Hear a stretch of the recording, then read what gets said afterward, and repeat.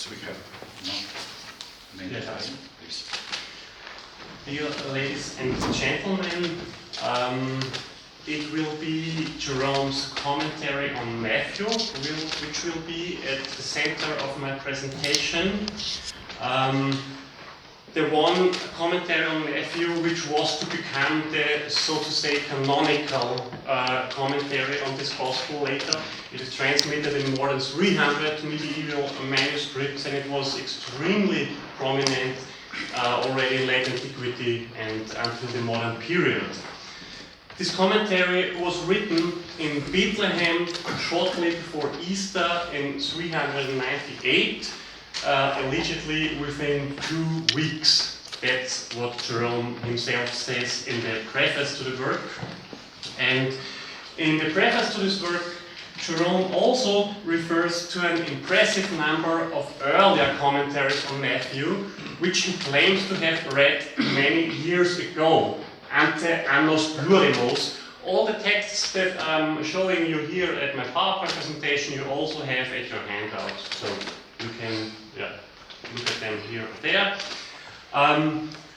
Speaking about early commentaries on Matthew, Jerome mentions Greek works by Origen, by Theophilus of Antiochia, by Hippolytus, Theodore of Heraclea, Apollinaris of Laodicea, and Didymus the Blind of Alexandria. And of Latin works, commentaries by Hilary of Poitiers, by Victorinus of Betovio, and the last position by Fortunatianus of Aquileia. There can be no doubt that at least some of this impressive number of works served as direct sources for Jerome's own commentary, although he claims not to have had the time or the possibility to study them anew in 398. Omissa auctoritate veterum quos nec legendi nec sequendi mihi facultas data est. This statement comes right after he complains about an illness he has had, which has forced him to dash the work off in only 2 weeks. Now, until recently, it has been thought that of all those older commentaries on Matthew, only the one written by Hilary of Poitiers would be extant today in its entirety, and the one by Origen to a large extent, while nothing or only a few very, very tiny fragments of all those other works would have come down to us.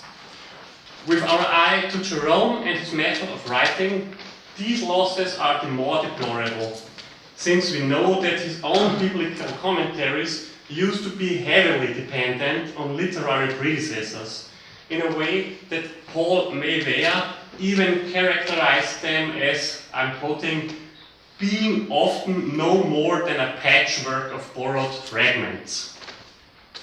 So, as far as Fortunatianus of Aquileia is concerned, our knowledge has increased significantly in recent years. Until 2012, only 3 very short fragments from Fortunatianus' commentary were known. But in that year, a gospel commentary, which is transmitted without an author's name in a Carolingian manuscript held by the Cathedral Library of Cologne, was identified as being, in fact, a copy of the work written by the mid-4th century bishop of Aquileia. What you see here is it's not the first folio of this manuscript, but it's the title page Fortunatianus' commentary bears in that Cologne manuscript. Regulam Evangeliorum Quattuor and so on. That's the beginning of the text, no name of author. But since the 3 fragments that were known for quite some time, all are found in this text, and the text is totally consistent with what we know about Fortunatianus, and since there are a very large number of parallels to the commentary on Matthew by Fortunatianus' successor, Chromatius of Aquileia, there can be absolutely no doubt that what we have in this manuscript is the commentary by Fortunatianus. This Cologne manuscript preserves almost the whole text. It is only due to physical damages in its exemplar that some chapters of the Exposition of Matthew are missing. After 2012, some additional witnesses to certain parts of the text came to light, and the first critical edition of Fortunatianus' work was published in 2017 in the CSEL series. It's this book I'm holding here in my hand, so everyone can read it. And with this book, it has become possible for us for the first time to read the commentary of Fortunatianus for itself, but also to read Jerome's commentary and Fortunatianus' commentary side by side, to compare them and to determine whether and to which degree Jerome really made use of Fortunatianus. Due to a lack of time, I cannot tell you anything about Fortunatianus' biography, nor about statements concerning Fortunatianus in other works of Jerome, apart from his commentary on Matthew. I hope that you can find all that in the written version of my paper that I plan to publish. And there I also intend to offer a full presentation and a full discussion of all the passages in Jerome's commentary on Matthew, which can reasonably be argued to have been influenced by Fortunatianus. As for now, I'm going only to briefly present a very small selection of the relevant passages. If I have enough time, it will come up to 3. And then I will close with some general remarks. When we compare Fortunatianus' work with the one by Jerome, 2 difficulties must be pointed out. First, not every exegetical idea which is found in both writers can be regarded offhand as an actual case of reception. We must always take into consideration the rest of the exegetical tradition too. I will give one example to show you what I'm talking about.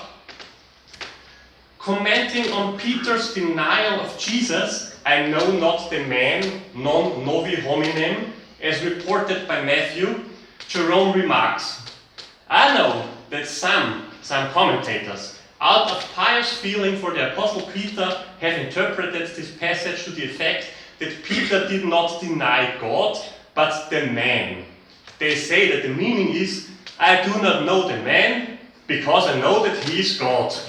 A prudent reader knows how frivolous this interpretation is. Now, if you come to Fortunatianus, he says, commenting on that passage, Peter, denying the man, acknowledged the Son of God, as indeed he had said before, you are the Son of God, the Christ. So, as this agrees with the interpretation criticized by Jerome, one is tempted at first glance to see a certain case of reception here. However, this exegetical idea was quite common with Western exegetes. Both Hilary in his commentary on Matthew and also Ambrose in his commentary on Luke share it with Fortunatianus, which means that this interpretation certainly goes back to an older tradition, I believe to Victorinus of Poetovio. So, while it cannot be excluded that Jerome had in mind the relevant passage in Fortunatianus when he wrote the lines quoted before, he may as well have been thinking of Hilary or of Ambrose, 2 writers he certainly knew well, or he may simply be reflecting the fact that the relevant interpretation enjoyed a certain popularity at his time. That's the first difficulty. The second difficulty, which is unsurmountable, is that so many of the texts Jerome mentions in his preface are lost to us. So, theoretically, it is well possible that a certain exegetical idea in Jerome's commentary on Matthew appears to us as if it would stem from Fortunatianus for the simple fact that we know it only from Fortunatianus, while in fact this idea would have been present already in some older commentary that was actually used by Jerome, but is unknown to us. The most important source for Fortunatianus, there can be no doubt, was the Gospel commentary, I already mentioned it, by Victorinus of Poetovio. and this book was also used by Jerome, but it is completely lost to us. We don't even have a single fragment from this commentary, which in turn must have been dependent on Origen and Hippolytus, if not on other sources as well. So, being faced with these difficulties, only those passages in Jerome's commentary on Matthew should be regarded as certain, or at least as very probable cases of reception in which one encounters not only the same exegetical idea as in Fortunatianus, but in which there are also some clear verbal reminiscences. A case in point was already detected by Paul Mayweather in 1988, at a time when merely those 3 short fragments from Fortunatianus' work were known. One of these fragments deals with Matthew 21, 1-9, the story of Jesus entering into Jerusalem, and this exhibits significant parallels to Jerome's treatment of the same passage, both as to content and to diction.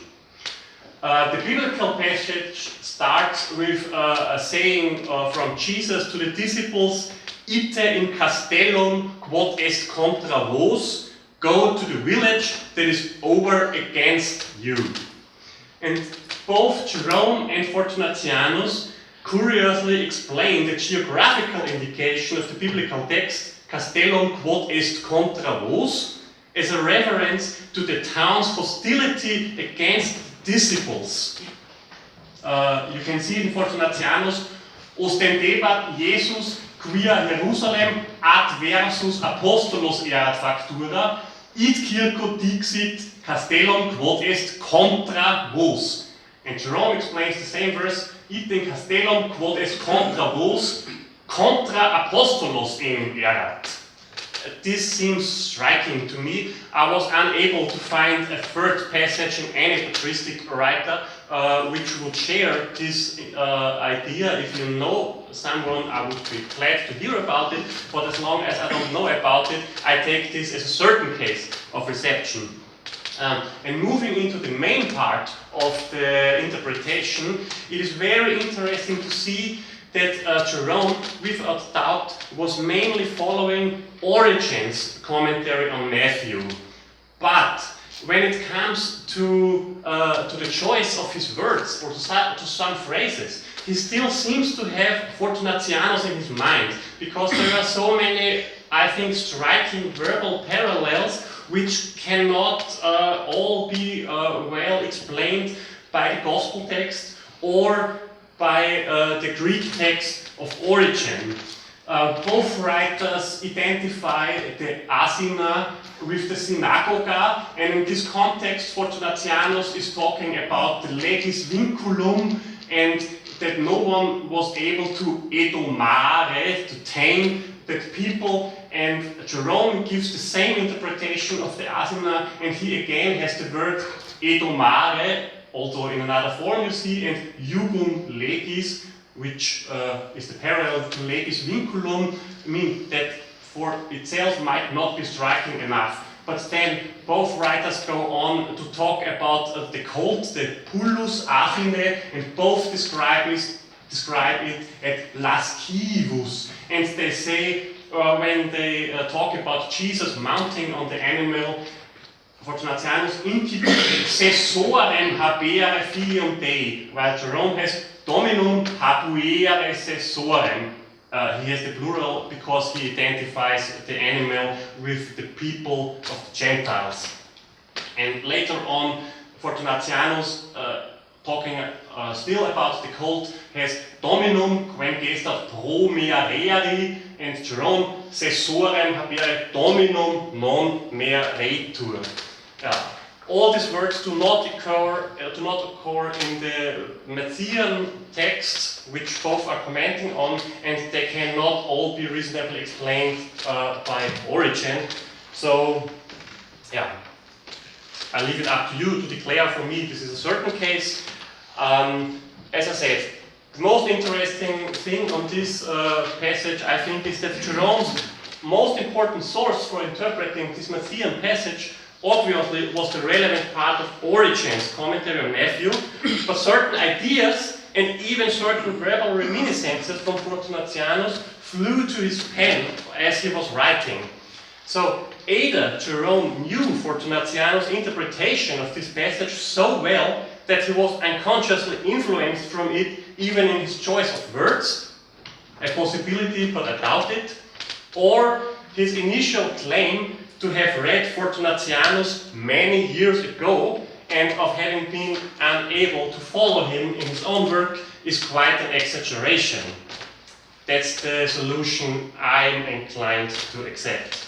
In fact, we are entitled to imagine that Jerome's library in Bethlehem included, if not all, then at least most of the commentaries on Matthew that are mentioned in his preface, and that he was hastily dictating his own work to some scribe, while he was constantly looking up various interpretations in this or that book as they got in his hands.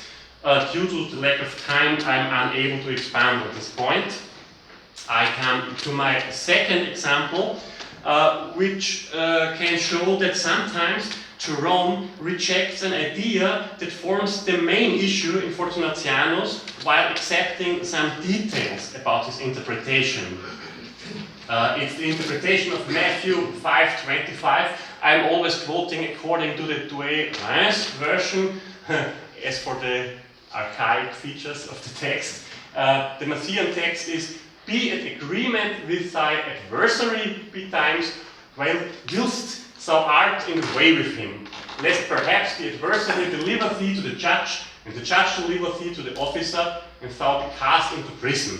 Amen, I say to thee, thou shalt not go out from thence till thou repay the last farthing." So Fortunatianus understands the opposition between oneself and some adversary as the struggle, the eternal struggle between the spirit and the flesh. And he's pointing to Galatians 5:17, "For the flesh lusted against the spirit, and the spirit against the flesh. For these are contrary, adversarii, one to another." For Jerome, this interpretation is totally out of question. Fortunatianus, I translate, "It remains that you should understand this with regard to the Spirit of God and the flesh. For the Spirit is the opponent of the flesh, and the flesh of the Spirit," according to the Apostle. And Jerome says, "Many think this was spoken about the flesh and the soul, or about the soul and the spirit. This interpretation simply does not stand up. Penitus non stat." Jerome's use of plerique, many, clearly indicates that he knew this interpretation from more than one source. And in fact, Hilary, in his commentary on Matthew, also tells us that many complures have understood the relevant gospel passage as referring to the agreement between the rivaling body and spirit, an idea which Hilary himself, just like Jerome, does not approve of. So very probably this interpretation was already to be found in Victorinus of Poetovio, an important source for both Hilary and Fortunatianus, and also Jerome. The difference between this passage and the passage on Peter's denial on Jesus is, here we can be fairly certain that Jerome actually was thinking of Fortunatianus, at least as one writer among others, when he wrote these words, because he closes his own interpretation with identifying the novissimus quadrans, the last farthing, with the least sins which have to be paid for. And not only does this interpretation match the one brought forward by Fortunatianus, there are also clear verbal parallels. You see, Fortunatianus has non ex ire inde dicit nisi cum omnium etiam minimorum peccatorum ratio fuerit extensa, and Jerome has hoc est ergo quod dicit non egregieris peccare donec etiam minima peccata per solvas. I don't give much on the dicit, but I think that the etiam minimorum peccatorum and the etiam minima peccata at the end of this phrase both closing with these words, the interpretation is enough, at least had some reminiscence on the text of Fortunatianus. I don't know about the time. If I still have the time, I have a third example. Okay, I just come up with it. Another interesting case is Jerome's exposition of Matthew 13:33. The kingdom of heaven is like leaven, which a woman took and hid in 3 measures of meal until the whole was leavened. Jerome, as often in his commentary, offers more than just one interpretation and leaves it up to his readers to choose what they think would be the most apt one. In this case, Jerome comes up with 3 possible interpretations. The first he obviously took from Origen because it is very near to a fragment we have of Origen's commentary on Matthew. The source of the second interpretation Jerome offers, curiously referring to Plato and to a common dogma among the philosophers, remains unknown. And the third interpretation, which Jerome ascribes to anonymous quorundam, agrees with what Fortunatianus has to say on the relevant passage. According to this interpretation, the woman from the biblical text symbolizes the church, and the 3 measures of meal point to the Trinity, which are 3, but they are also 1 in substance if they come together. You can read the Latin text and the catchwords for yourself. I will just read the English. Oh, that's wrong. I will just read the English translation.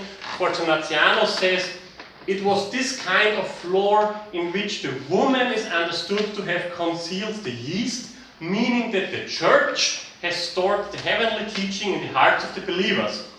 3 measures shows the Trinity of the Father, the Son, and the Holy Spirit. In their equality, without doubt, the perfect Trinity is proclaimed in one substance of divinity. And that's the same idea we find in Jerome. The woman is the church, which has mixed the faith of a man into 3 measures of wheat by means of belief in the Father and the Son and the Holy Spirit. And since it has been fermented into one, this leads us not to a 3-fold God, but to the knowledge of the one divinity. 3 measures of meal tend toward a unity of substance, as there is not a different nature in each.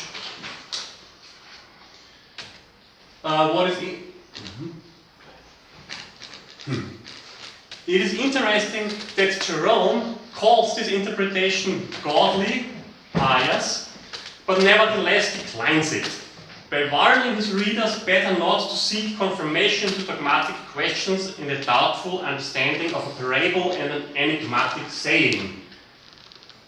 Dubia enigmatum intelligentiae. I should mention that, again, Hilary of Poitiers also knows this interpretation, and like Jerome, he also does not approve of it. But he says that it was upheld by some. This makes it very probable, again, that Hieronymus of Poitou in his Gospel commentary already identified the woman with the church and the 3 measures of meal with the Trinity. So we are faced with a similar problem as in the case discussed before. As long as we don't know what Hieronymus exactly said in his exposition of this Matthean passage, it is difficult to determine with certainty whether and to which degree Fortunatianus made use of Fortunatianus. But, of course, one would have to imagine that the words Fortunatianus and Jerome share would already have been present in that form in Hieronymus, which is possible, of course, yeah. There would be many more very interesting parallels between Jerome and Fortunatianus, and there would be a lot more that one could say to their interpretation, especially compared to the rest of the exegetical tradition. But time compels me to come to my conclusion.